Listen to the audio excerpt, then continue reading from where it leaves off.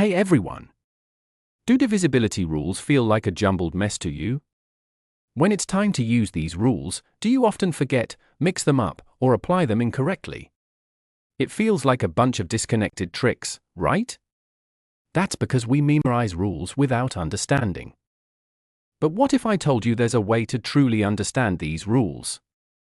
Divisibility rules are not random tricks, they are shortcuts based on deep mathematical patterns. They let us check divisibility without actually dividing. And here's the key: all these rules rely on breaking numbers into two parts. One part is already known to be divisible by the divisor, so we only need to check the remaining part. Let's say you want to know if a collection of stamps is divisible by 9. You can separate the stamps into two groups. One group contains collections arranged in sets of 9, you know that group is divisible by 9. You only need to check if the remaining stamps can also be arranged into groups of 9. If they can, then the entire collection is divisible by 9.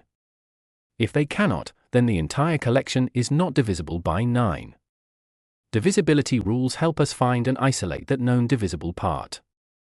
Let's check if 378 is divisible by 4. Imagine you have 378 stamps and want to see if you can arrange them into groups of 4 without any leftovers. First, take out 300 stamps. And we already know 100 is divisible by 4. So, 300 is also divisible by 4, making it a known divisible part, no need to check it.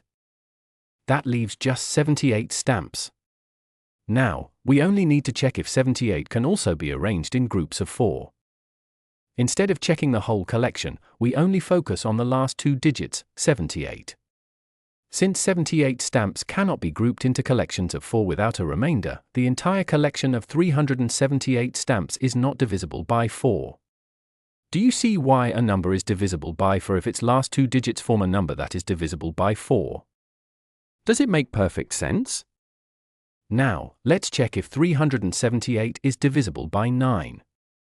Once again, imagine you have 378 stamps, and you want to see if they can be arranged into groups of 9. 100 divided by 9 leaves a remainder of 1. 10 divided by 9 leaves a remainder of 1. Since 110 each leave a remainder of 1, that means the original number's remainder when divided by 9 is just the sum of its digits. Isn't it an interesting pattern? Now, instead of dealing with 378 stamps, we only need to check if the sum of its digits, that is 18, can be grouped into collections of 9. Since 18 is divisible by 9, the entire collection of 378 stamps is also divisible by 9. This is why the divisibility rule of 9 works. When the sum of all the digits of a number is divisible by 9, the whole number is divisible by 9. Notice how breaking numbers into two parts, one part already known to be divisible by the divisor, and the other part to check, helps us understand these rules. See how much simpler divisibility rules become when you understand the why behind them? Instead of memorizing a list of tricks, you are using patterns and logic to see how the rules work. That's the secret: numbers follow patterns. When we recognize them, divisibility rules stop feeling like magic tricks and start making sense. In the next video, we will unlock even more divisibility secrets and explore how these patterns extend to other numbers. Get ready to see math in a whole new way.